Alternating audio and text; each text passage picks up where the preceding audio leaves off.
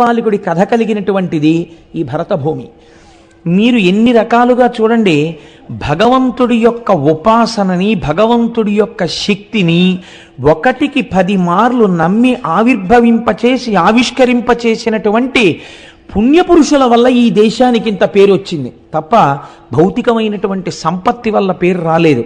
మనం ఎప్పుడూ ఇన్ని ఖనిజాలున్నా, ఇన్ని గనులున్నా, ఇంత తీర ప్రాంతం ఉన్నా, ఇన్ని సముద్రాలున్నా, ఇన్ని నదులున్నా పట్టించుకోకుండా నిరాడంబరంగా జీవితాన్ని గడపడానికి ఇష్టపడి భగవంతుణ్ణి చేరుకోవడం మనుష్య జన్మకి ప్రయోజనం తప్ప ఈ వనరులతో ఎంత భోగం అనుభవించవచ్చనేటటువంటి దృష్టికోణమే లేని దేశం బహుశः ప్రపంచ పటంలో ఉంటే ఒక్క భారతదేశమే. అంత గొప్ప దేశం ఈ దేశం. అందుకే ఇక్కడ భగవద్గీత పుట్టింది. ఇది కర్మభూమి. ఇక్కడ ఉపనిషత్తులు పుట్టాయి, ఇక్కడ వేదాలు పుట్టాయి. అంత